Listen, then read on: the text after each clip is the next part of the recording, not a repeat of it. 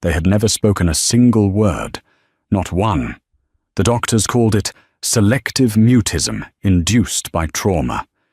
Adrian Sterling, the most feared man on the East Coast, had spent millions on therapists for his 3-year-old triplets, Leo, Beau, and Silas. Nothing worked.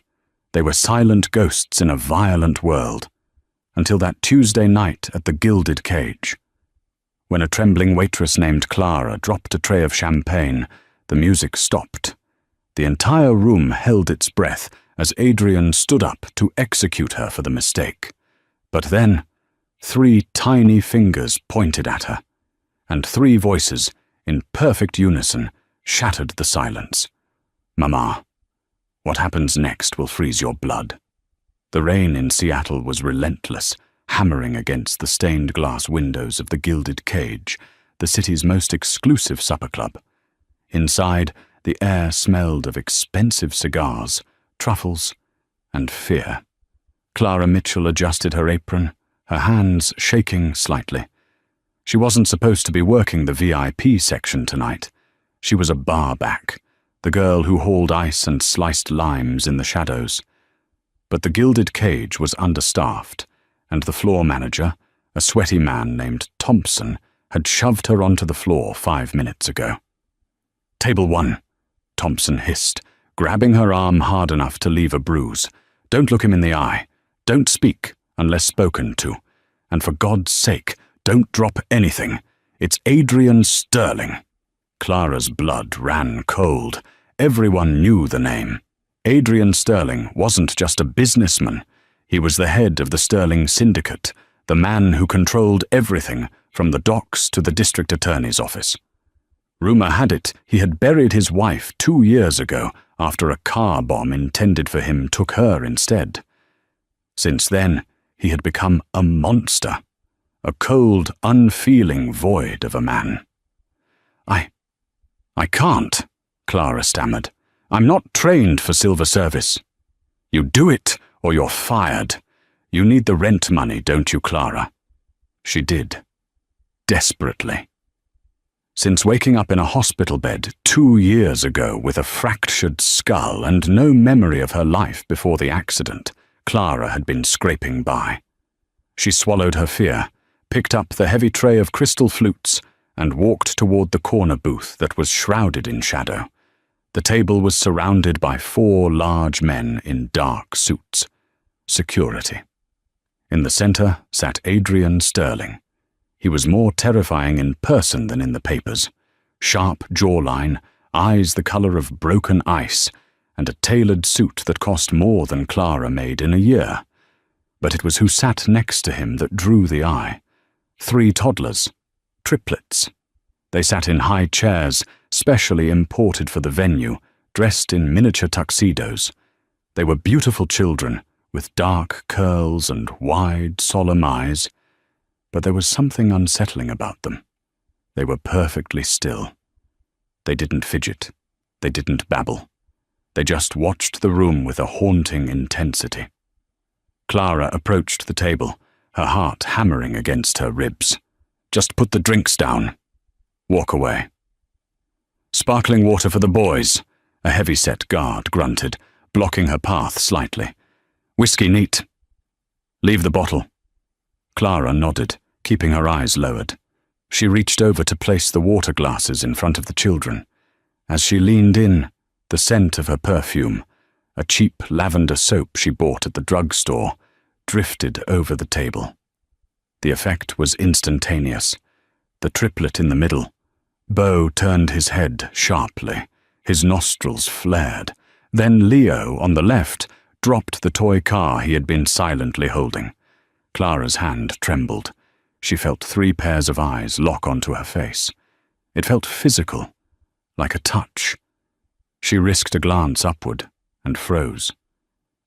The boys weren't looking at the water. They were staring at her. Their expressions, usually blank and hollow, were contorted in a mixture of confusion and sudden, overwhelming recognition. Adrian Sterling noticed the shift. He stopped mid-sip of his whiskey, setting the glass down with a heavy clink. "What is it?" he demanded, his voice a low rumble that vibrated in Clara's chest. He looked at his sons, then at the waitress. I'm sorry, sir, Clara whispered, backing away. I'll just... Silas, the smallest of the three, reached out. His tiny hand, usually clenched in a fist, opened. He pointed a shaking finger directly at Clara's face. Then, the impossible happened. Silas opened his mouth. His vocal cords, unused for 3 years, rasped. Mama. The sound was like a gunshot in the quiet restaurant. Adrian Sterling stood up so fast, his chair crashed backward. The security guards reached for their holsters. The entire restaurant went dead silent. Before Adrian could speak, Leo and Beau joined in, their voices rising in a desperate, wailing crescendo. Mama! Mama! They began to struggle in their high chairs, reaching for the terrified waitress with a desperation that broke the heart. Clara stood paralyzed, the tray slipping from her numb fingers.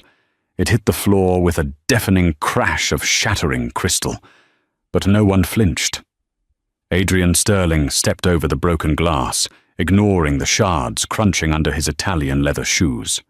He grabbed Clara by the jaw, forcing her to look at him. His eyes were wide, searching, frantic. He looked from her terrified brown eyes to the sobbing children who were calling her mother. Who sent you? Adrian snarled, his voice trembling with a rage Clara couldn't understand. Who paid you to wear that perfume? Who are you? I'm Clara, she sobbed, tears spilling over. I'm just a waitress. I don't know them, I swear. Liar, Adrian roared. He looked back at his sons. They were screaming now, fighting the nannies who tried to restrain them, their eyes fixed on Clara as if she were the only lifeline in a drowning world. Get her in the car, Adrian ordered his head of security, a scarred man named Rocco. Bring the boys, we're leaving, now. Sir, you can't just kidnap a waitress, Rocco warned quietly. Adrian turned to him, his face a mask of deadly resolve. My sons haven't spoken since the day Camilla died. Today, they called this woman Mother. If you think I'm leaving her here, you're out of your mind. The ride to the Sterling estate was a blur of neon lights and rain-streaked windows. Clara was sandwiched between 2 guards in the back of an armored SUV. In the seat facing her, Adrian Sterling sat with his triplets. It was the most surreal scene Clara could have imagined. The fearsome Mafia Don was currently covered in 3 weeping toddlers who refused to let go of each other, but kept reaching across the aisle toward her. Let her hold them, Adrian said suddenly. Boss, she could be an assassin, Rocco argued from the front seat. She could have poison on her skin. This is a setup. The Kovacs family is known for this. Look at them, Rocco, Adrian snapped. They are tearing their throats out, screaming, let her hold them. The guard next to Clara unbuckled her handcuffs. She rubbed her wrists, terrified, but instinct took over. She reached out, and immediately, Silas practically threw himself into her arms. The moment the child touched her chest, a searing headache blinded Clara. Flashback. Not a restaurant. A nursery. Pale yellow walls. The smell of lavender and warm milk. A melody hummed softly. Hush now, my little wolves. Clara gasped, clutching the child tighter. The crying stopped instantly. Silas buried his face in her neck, inhaling deeply, his small body shuddering with relief. Leo and Beau clamored to get closer, grabbing her hands, her apron, anything they could reach. Adrian watched, his face unreadable, but his hands were clenched so tight his knuckles were white. He was analyzing every micro-expression on her face. You're holding him like you know him, Adrian said quietly. It wasn't a question. I don't, Clara whispered, rocking Silas instinctively. He's scared. I hate seeing children scared. You smell like her, Adrian said, his voice dropping to a whisper. Camilla. My wife. She used that same soap. Cheap stuff. I tried to buy her Chanel, Dior. She insisted on the lavender bar from the corner store. I buy it because it's on sale, Clara defended weakly. And the humming, Adrian pressed. Clara froze. She hadn't realized she was humming. She stopped abruptly. I don't know. It's just a tune. It's always in my head. The car swerved off the highway and onto a private gravel road. They weren't going to the main estate. They were going to the safe house, a fortress of concrete and steel hidden in the deep woods of Washington state. When they arrived, the boys had fallen asleep on Clara. It took 2 nannies and Adrian to pry them off her. As soon as they were separated, the boys whimpered, but exhaustion won out. Once the children were taken to the secure wing, the atmosphere shifted instantly. The father disappeared. The Mafia Don returned. Adrian grabbed Clara's arm and marched her into a cold, metal-walled interrogation room. He threw her into a chair and slammed a file onto the table. "Name!" he barked. "Clara Mitchell." "Wrong," Adrian said, pacing the room like a caged tiger. "I had my tech guy run your prints while we drove. Clara Mitchell died in a house fire in Ohio 4 years ago. You are using a dead woman's identity." Clara's world spun. "What? No, that's what my ID says. That's who I am. You don't know who you are, do you?" Adrian stopped pacing and leaned over the table, his face inches from hers. 2 years ago. Where were you?" "I don't know," Clara cried. "I told you. I woke up in St. Jude's Hospital. I had been found in a ditch off the I-5. Head trauma. No ID. The nurse. She called me Clara because I looked like a Clara she knew. Later, a man came. He gave me papers. Said he was my uncle. He gave me the ID. "Describe the man," Adrian demanded, his eyes narrowing. "Tall. Scar above his lip. Eastern European accent." Adrian stood up straight, his face going pale. "Victor Kovacs." He turned away, running a hand through his hair. "It's a game. It's a sick, twisted game." "Please," Clara begged. "Just let me go. I won't tell anyone." "I can't let you go," Adrian said, turning back to her. The anger was gone, replaced by a haunting sorrow. "Because if Kovacs found you, gave you a fake life, and planted you where I would find you, it means one of 2 things." He walked over to a wall monitor and tapped a button. A photo appeared on the screen. It was a woman laughing, holding 3 babies. She looked happy, radiant, and she looked exactly like Clara. "Either you are a surgically altered clone meant to drive me insane," Adrian said, his voice breaking. "Or you are Camilla, and my wife didn't die in that car bomb 2 years ago." Clara stared at the photo. The woman had her nose, her chin, her eyes. "But—" Clara touched her face. "I saw the death certificate. You said she died." "I buried a body," Adrian said grimly. "A body burned beyond recognition. The dental records matched, or so I was paid to believe." He pulled a knife from his belt. Clara gasped, shrinking back. "Relax," Adrian said, though his eyes were dangerous. "I need a DNA sample. Hair. Blood. We're going to find out if I'm a widower or if I've been grieving a ghost while my wife was scrubbing floors for minimum wage." The safe house was in lockdown. Adrian had called in his personal physician, Dr. Aris Thorne, a man who had patched up more bullet holes than the local ER. Clara sat in the guest bedroom, which was nicer than any apartment she had ever lived in. Her arm was bandaged where Dr. Thorne had drawn blood. She was staring out the window at the dark forest, her mind racing. Camilla. The name tasted familiar on her tongue. The door creaked open. It wasn't Adrian, it was Dr. Thorne. He was a thin man with nervous eyes. He carried a syringe on a tray.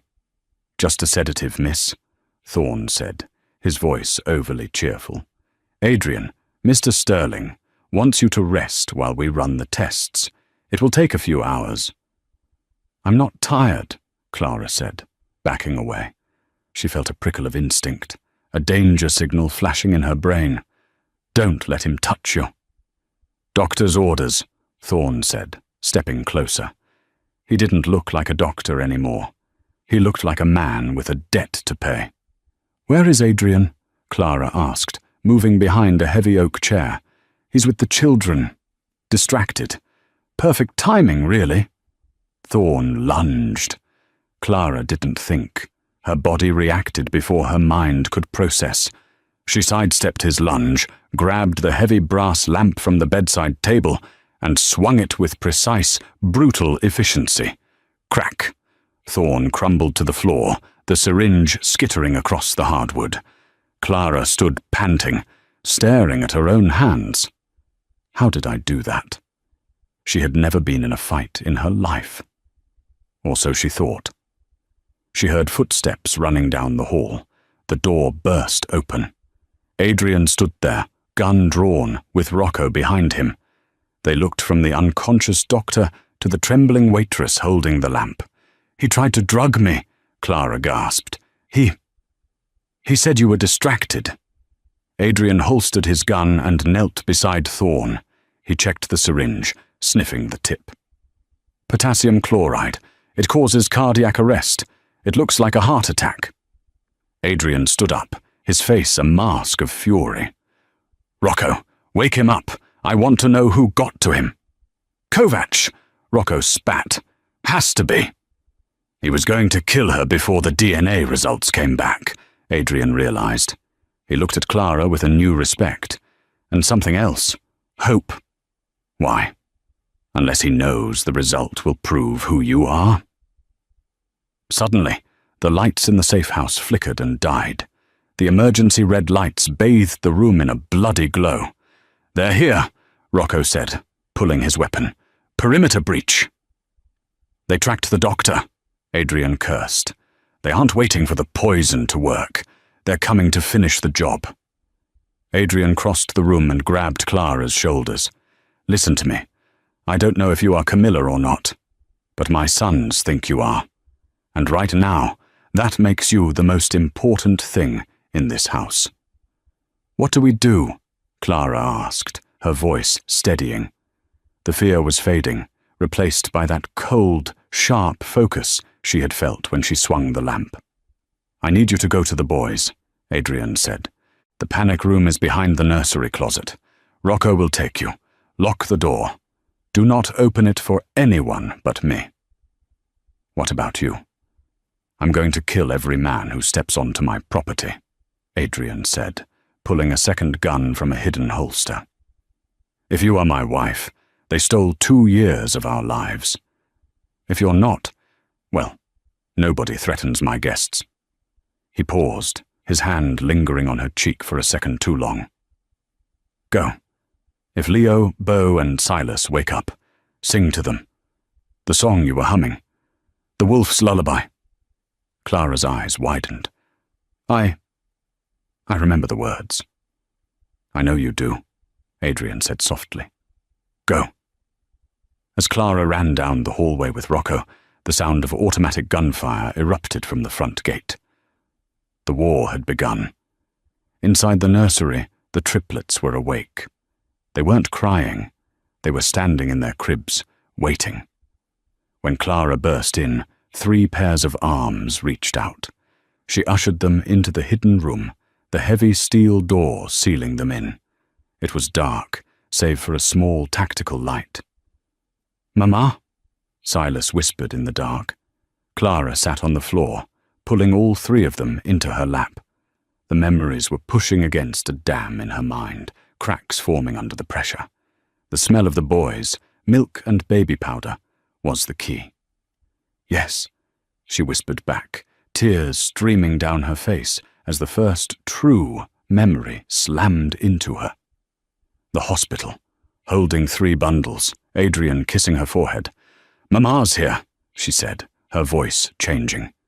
It wasn't Clara's timid voice anymore.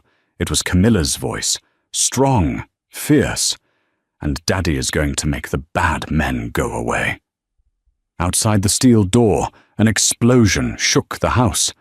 The panic room was designed to withstand a bomb, but it wasn't designed to withstand the terrifying silence of 3 terrified children clinging to a woman who was slowly remembering she was their mother. Outside, the muffled sounds of war raged. The thud, thud, thud of suppressed assault rifles, the shouting of men, the heavy crash of furniture being overturned.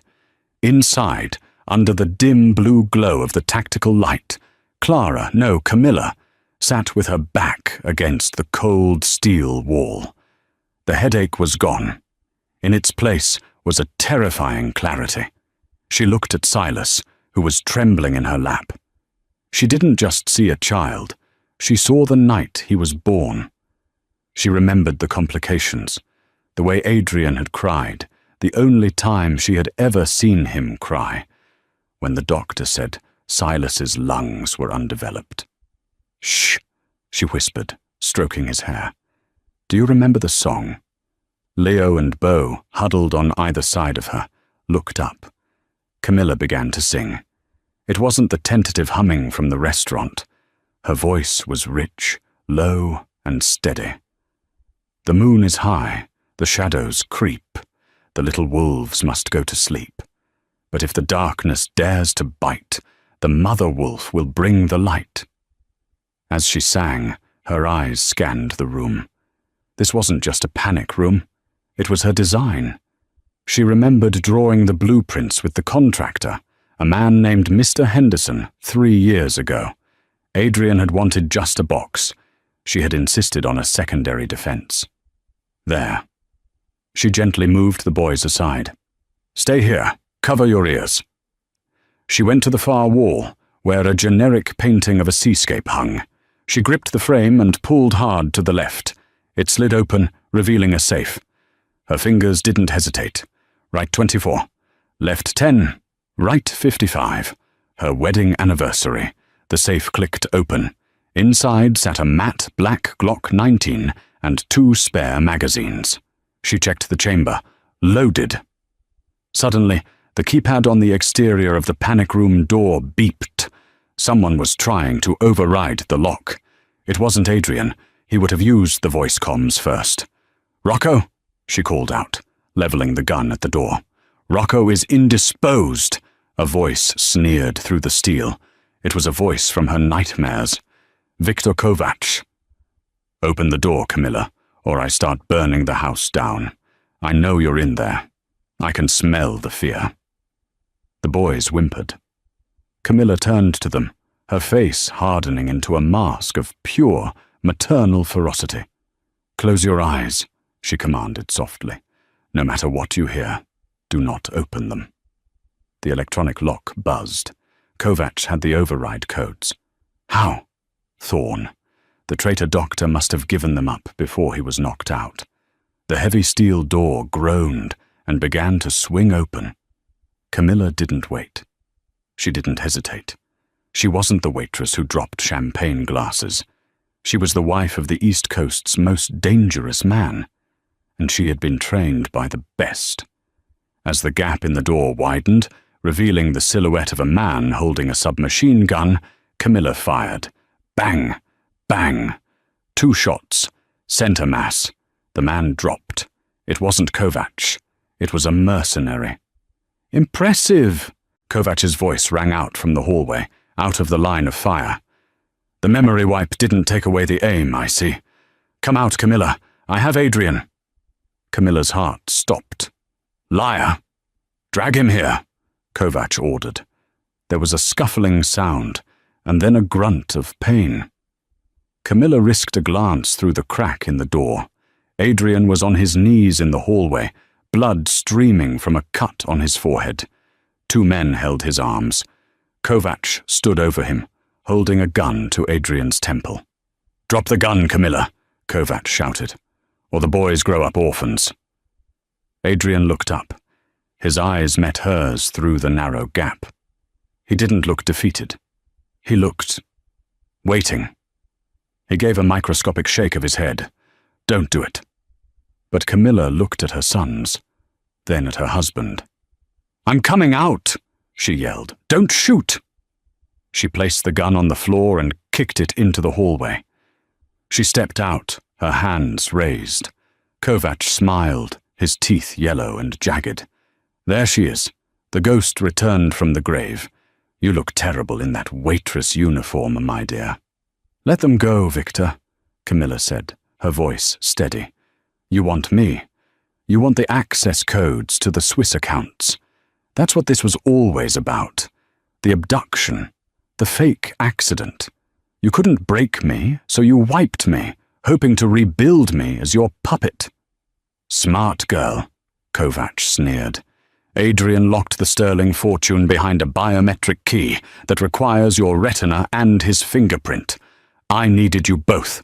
Now finally, I have the set. He turned to the mercenaries. Grab the kids. We leave. No! Adrian roared, struggling against his captors. One of the mercenaries moved toward the panic room. Hey! Camilla shouted. The mercenary paused. Camilla looked at Adrian. The gilded cage. Adrian frowned, confused. The restaurant, she screamed. The waitress dropped the tray. Adrian's eyes widened. He understood. It was a signal. A coded memory of a move they had practiced years ago in the gym. The drop. Adrian suddenly went limp, dead weight. The guard, surprised, stumbled forward. In that split second, Adrian drove his heel back into the kneecap of the man on his right, shattering the bone. Simultaneously, Camilla dropped to the floor, pulling a ceramic knife she had taped to her ankle, another secret of the panic room she had remembered just moments before stepping out. She slashed the Achilles tendon of the mercenary nearest to her. Chaos erupted. Adrian wrestled the gun from the falling guard. Camilla grabbed the fallen Glock from the floor. Kovac, realizing the tide had turned, fired a wild shot at Camilla and ran toward the back exit. Get the boys! Adrian shouted, firing 2 rounds into the remaining mercenary. I've got them! Camilla yelled, scrambling back into the panic room and slamming the door shut just as bullets pinged off the metal frame. Silence fell over the hallway. Heavy breathing. Then a knock on the door. It's me. Adrian's voice came, rough and breathless. It's over. Camilla opened the door. Adrian stood there, bloodied, bruising, but alive. He looked at her. Really looked at her. For the first time in 2 years. Camilla, he whispered. She dropped the gun and threw her arms around him. I'm home, Adrian. I'm home. Inside the room, 3 small voices piped up in the darkness. Daddy. Mama. Adrian and Camilla fell to their knees, wrapping their arms around the triplets. The silence that had plagued the Sterling family for 2 years was finally, completely broken. The cleanup was brutal. The safe house was compromised, so the family moved to The Spire, Adrian's penthouse fortress in downtown Seattle. For 3 days, Camilla didn't leave the boys' side. She slept in their room. She hand-fed them. The doctors, trusted ones this time, flown in from Sicily, confirmed what they already knew. The DNA was a 100% match. The woman known as Clara Mitchell did not exist. But the trauma of Clara lingered. Camilla would sometimes flinch at loud noises. She would catch herself looking for her apron. The memories of scrubbing floors and living in a rat-infested studio apartment were real, layered over her memories of luxury and power. On the 4th night, Adrian found her on the balcony, looking out at the city skyline. She was wearing a silk robe, a glass of vintage red wine in her hand. She finally looked like herself again. The boys are asleep? Adrian asked, stepping up beside her. Out like lights. Leo asked for a second story. He's becoming demanding. She smiled, a sad, weary smile. Adrian took her hand. I should have known. When I saw you at the restaurant, my heart knew. My head just wouldn't let me believe it. Kovac played a long game, Camilla said, her eyes turning cold. He kept me in a drug-induced fog for months before planting me as Clara. He was waiting for the right time to activate me to get the codes. But the head injury from the car crash, it actually messed up his plan. It made the amnesia real. He got away, Adrian said, his grip on the railing tightening. He's in the wind. He won't stay away, Camilla said. He needs the Dante account. The Dante account, Adrian repeated. The emergency war fund. 500 million in bearer bonds. I thought it was lost. It's not lost. It's in a vault in Zurich, and the only way to open it is with my retinal scan and a phrase I memorized. He will come for you again, Adrian said. Let him come. Camilla turned to him, and the moonlight caught the sharp edge of her jaw. The waitress was gone. The Mafia queen was back. In fact, we are going to invite him. What are you thinking? The Obsidian Gala, Camilla said. Next Saturday. It's the biggest event of the Underworld calendar. Everyone will be there. The heads of the 5 families, the cartels, and Kovac won't be able to resist showing his face, even if he's in disguise. He's arrogant. You want to use yourself as bait? Adrian shook his head. Absolutely not. I'm not the bait, Adrian. Camilla stepped closer, smoothing the lapel of his jacket. I'm the trap. Clara was weak. Clara was afraid. But Camilla Sterling, she breaks things. She pulled back, her eyes flashing. We are going to announce my return. We are going to show the world that the Sterling family is whole. And when Kovac comes to finish what he started, we are going to kill him. Publicly. Adrian looked at his wife.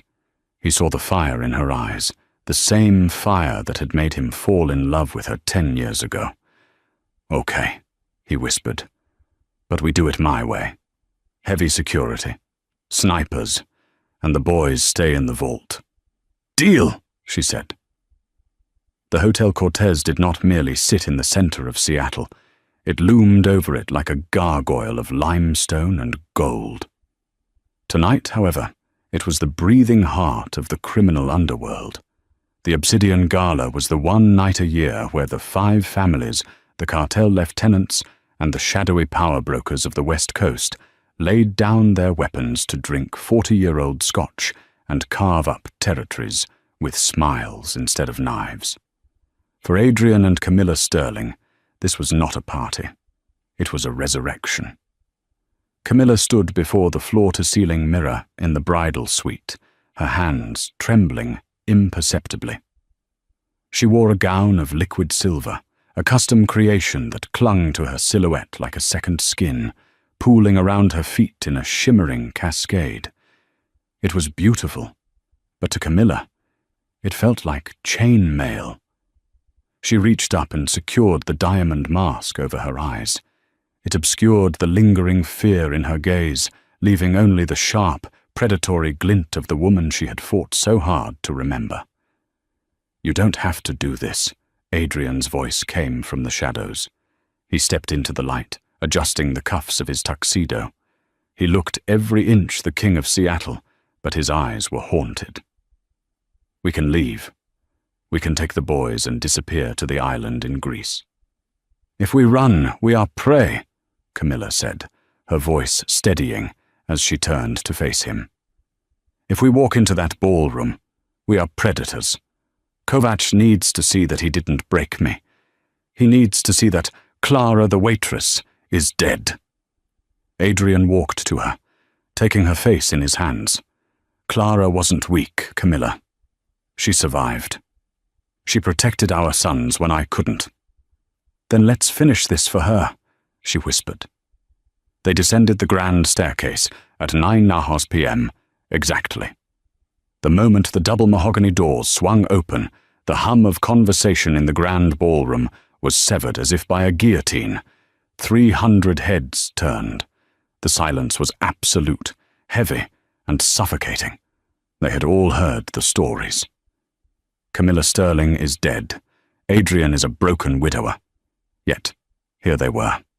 Adrian, radiating a cold, lethal power, and on his arm, the ghost. Camilla kept her chin high, scanning the sea of black velvet and tuxedos. She saw the shock on the face of Don Salvatore, the Sicilian elder. She saw the narrowed eyes of the Russian emissaries. They walked the gauntlet.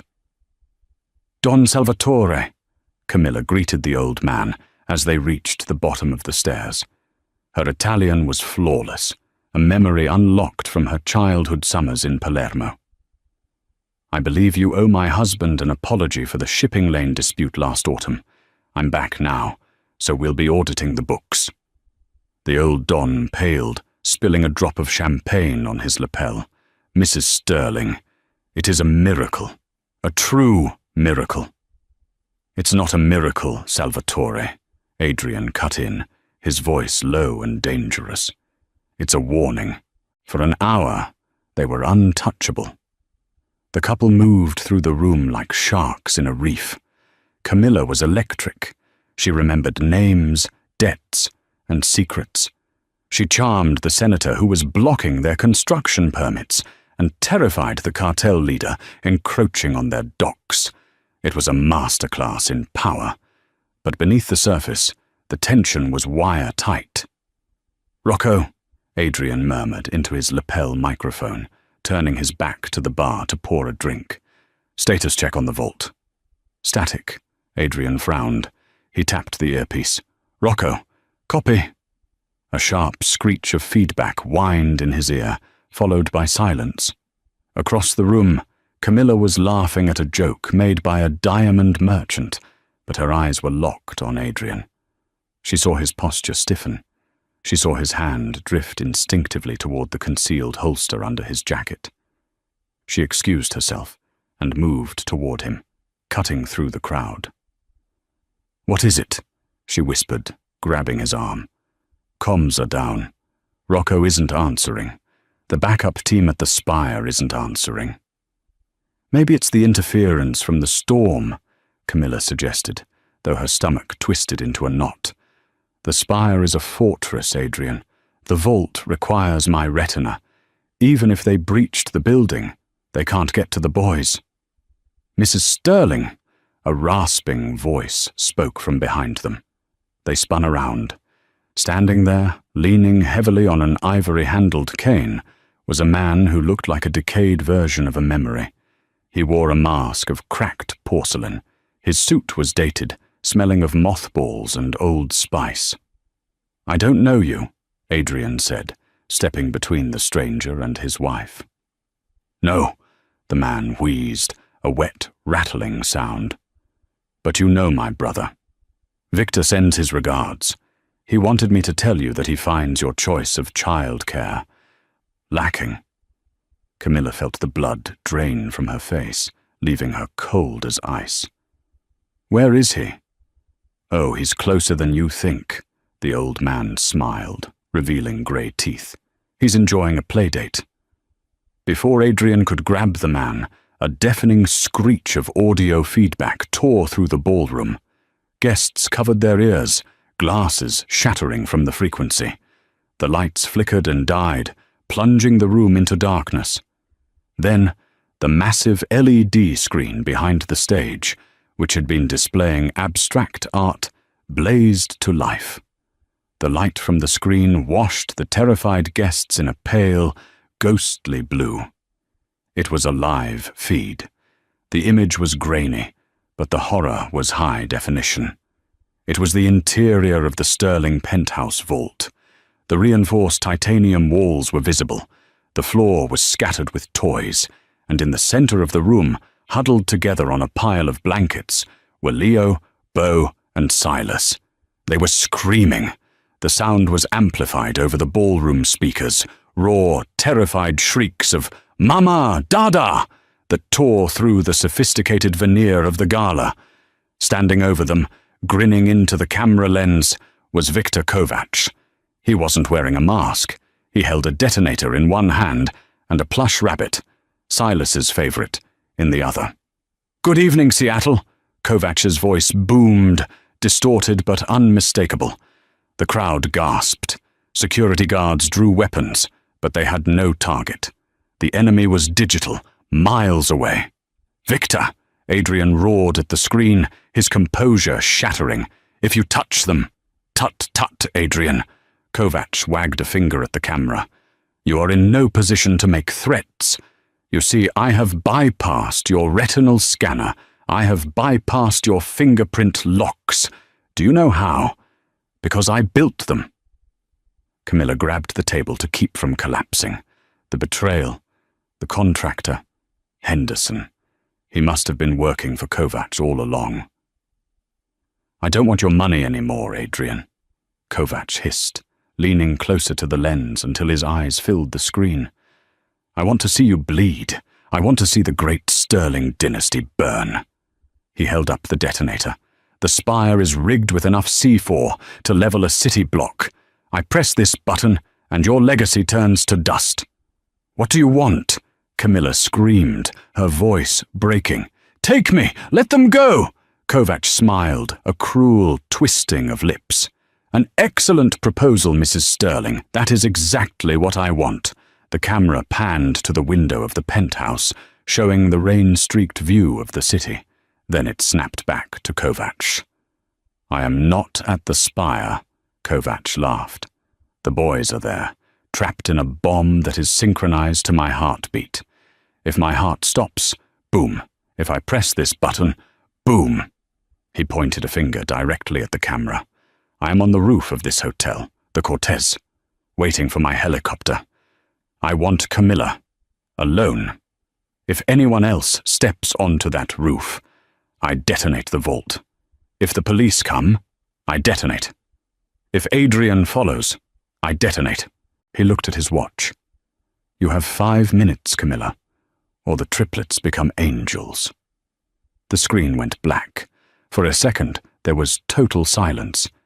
Then, chaos. Guests began to scream and run for the exits. The illusion of safety was gone.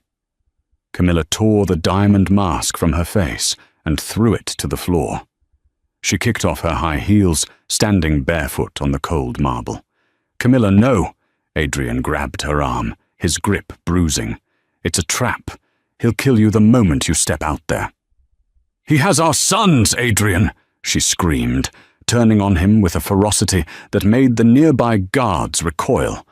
Her eyes were wild, tears streaming down her face, ruining her makeup.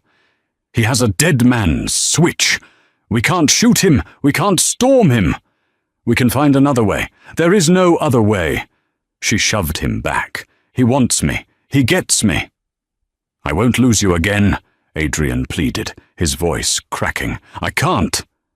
Camilla stopped her. She reached out and touched his cheek. Her hand was trembling, but her eyes were steel. "You aren't losing me. You are unleashing me." She leaned in, whispering into his ear so no one else could hear. "The sniper rifle. The vent shaft on the north tower. Don't miss." Adrian froze. He looked at her. It was a suicide plan, a 1-in-a-million shot in a gale force storm. "Camilla, 5 minutes, Adrian!" she yelled, pulling away. She grabbed the hem of her silver gown and ripped the slit higher, freeing her legs for movement. She turned and sprinted toward the service elevators, a flash of silver and fury. Adrian watched her go for a split second, his heart breaking. Then, the mask of the Don slammed back into place. He turned to his head of security, who had finally pushed through the panicked crowd. "Get the extraction team to the spire," Adrian barked, his voice cold as death. "And get me the Barrett, 50 caliber. I'm going to the north tower." "Boss, the wind is 40 knots, the guard warned. "You can't make that shot." Adrian looked at the elevator doors closing on his wife. "I make the shot," Adrian said, grabbing the guard's lapel. "Or we all die. Move!" The service elevator rattled as it climbed the spine of the Hotel Cortez, a steel cage vibrating against the storm. Inside, Camilla Sterling stood alone. She had ripped the hem of her silver gown to her thighs, transforming the couture piece into something she could fight in. She held no weapon. She had no plan. She only had the terrified screams of her sons echoing in her memory. 5 minutes. The doors slid open, and the world dissolved into chaos. The roof was a wind tunnel. Rain lashed horizontally, stinging like buckshot. 50 yards away, bathed in the strobe lights of the helipad, a black Eurocopter sat idling. The rotors sliced the air, creating a deafening roar that drowned out the thunder. Victor Kovac stood by the open bay door. He saw her and smiled, a jagged, triumphant grin. He beckoned her forward with his gun. Camilla stepped into the gale, fighting to stay upright. As she drew closer, the interior of the helicopter came into focus, and her heart shattered. The back seat wasn't empty. Leo, Bo, and Silas were there. Strapped into the leather seats, their tiny faces pale with terror, clutching each other as the machine vibrated around them. He lied. There was no bomb in the vault. The boys were never at the spire. They were his insurance policy, right here in the sky. "You lied!" Camilla screamed, the wind tearing the words from her lips. Kovac couldn't hear her, but he saw the realization in her eyes. He laughed, grabbing Leo by the front of his tuxedo. "Get in," he roared over the engine, "or the first one learns to fly without wings." Camilla raised her hands, surrendering to the horror. "I'm coming, don't touch him!" She climbed onto the skid, the rain blinding her. Kovac grabbed her arm and hauled her into the cabin, shoving her toward the co-pilot's seat. "Buckle up, Mrs. Sterling," Kovac sneered, leveling his pistol at her chest. "We're going to Zurich." Camilla looked back. Silas, the smallest triplet, met her eyes. He wasn't crying. He was staring at Kovac with a haunting, ancient focus. Slowly, he raised a trembling finger and pointed at the man holding the gun. "Bad," Silas whispered. It was the same judgment he had passed on the waitress in the restaurant. Kovac rolled his eyes. "Shut up." He kicked the pilot's seat. "Lift off. Now." The helicopter lurched upward. The ground fell away. Camilla knew this was the end. Once they were in the clouds, she was powerless. She looked at the pilot's controls. She looked at Kovac's, and the mother inside her, the wolf that had been sleeping for 2 years, woke up. She didn't sit. She launched herself. With a primal scream, Camilla threw her body across the cabin, not at the gun, but at the headset cord tethering Kovac to the pilot. She wrapped it around his throat and yanked back with all her weight. "You crazy bitch!" Kovac choked, firing a wild shot that punched a hole through the roof. The pilot panicked. He jerked the cyclic stick. The helicopter, hovering 20 feet above the roof, banked violently to the right. Gravity took over. Camilla and Kovac were thrown toward the open door. She grabbed the seat frame with a death grip. Kovac grabbed her ankle. They dangled there, suspended over the deadly drop, the rain swirling around them. 400 yards away, atop the steel skeleton of the neighboring skyscraper, Adrian Sterling lay prone in a puddle of freezing water. The wind howled through the girders, threatening to throw his aim off by feet, not inches. Through the scope of the Barrett .50 caliber, the world was a green-tinted blur of rain and motion. "I can't get a lock," his spotter shouted over the comms. "They're spinning. If you miss, you hit the fuel tank. You kill them all." Adrian ignored him. He slowed his heart rate. He watched the helicopter bank. He saw the door swing open. He saw the silver dress, and he saw the shadow hanging off her. For a split second, Victor Kovac's head was silhouetted against the stormy sky, separated from Camilla by inches of dark air. Adrian didn't think. He didn't calculate. He became the weapon. He squeezed the trigger. The shot was a thunderclap that silenced the storm. The .50 caliber round crossed the gap in less than a second. It struck Victor Kovac in the upper chest, obliterating his heart and severing his spine. The kinetic energy tore him from Camilla's ankle instantly. He fell without a sound, his body plummeting into the darkness of the Seattle night. Camilla, suddenly light, swung back into the cabin, but the pilot, seeing the blood spray, lost his nerve completely. He slammed the controls forward to dive. "Pull up!" Camilla screamed, scrambling toward the children. The helicopter clipped the massive HVAC unit on the edge of the roof. Crunch! The tail rotor sheared off. The machine spun uncontrollably, slamming onto the concrete and rolling onto its side. Sparks showered the roof like fireworks as the fuel tank ruptured. The wreckage slid to a halt 10 feet from the edge.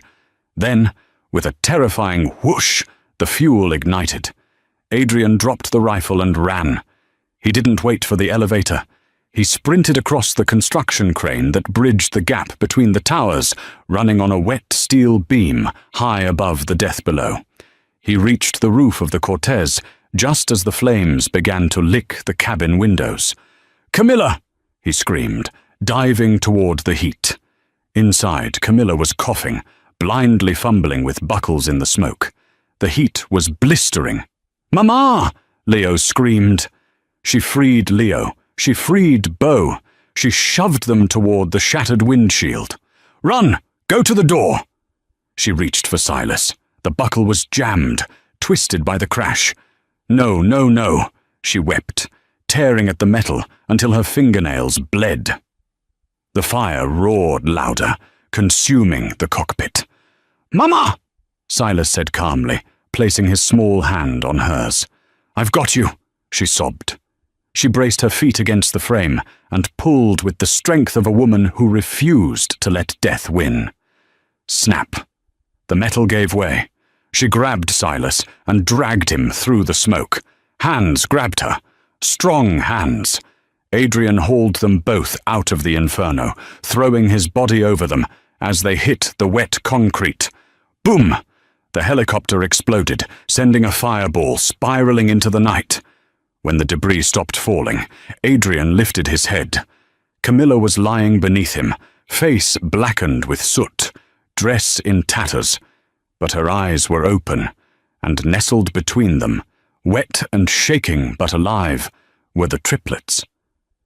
"We missed the gala," she rasped, a faint smile touching her lips. Adrian laughed, a broken, relieved sound. He kissed her forehead, mixing tears with the rain. "We'll throw another one." 3 months later. The sun over Tuscany was golden, warming the ancient stones of the Sterling villa. On the terrace, a birthday party was in full swing. 4 candles on 3 separate cakes flickered in the breeze. Adrian stood with a glass of wine, watching his wife. Camilla was barefoot in the grass, wearing a simple white sundress, looking nothing like the waitress from the restaurant, and nothing like the vengeful queen on the roof. She looked happy. "Faster, Mama!" Leo yelled, sprinting around the olive tree. "I'm going to get you!" Camilla laughed, chasing them. Silas stopped running and looked back at Adrian. "Dada, come play! We need a monster!" Adrian set his wine down. "A monster, am I?" "The tickle monster!" Silas shouted. The boy who hadn't spoken a word for 3 years was now the loudest of them all. The silence that had haunted the Sterling family was gone, replaced by the beautiful, chaotic noise of life. Camilla walked over to Adrian, breathless and smiling. She took his hand, looking out over the vineyard. "Do you miss it?" she asked softly. "The power? The fear?" Adrian looked at his sons.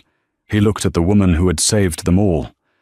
"I have everything I need right here," he said. "Mama! Dada! Cake!" the boys chanted in unison. Camilla squeezed his hand. "Come on," she said, pulling him toward the light. "Let's go cut the cake. I think we've earned a little sweetness." And that is the incredible story of the Sterling family. From a trembling waitress dropping a tray, to a fierce mother fighting a helicopter on a rooftop, Camilla proved that love is the most dangerous weapon of all. The triplets got their voices back, and Adrian got his life back. If this story kept you on the edge of your seat, please hit that like button. It really helps the channel grow. And don't forget to subscribe and ring the bell so you never miss a drama. What would you do if you found out your past was a lie? Let me know in the comments below. Thanks for watching, and I'll see you in the next video.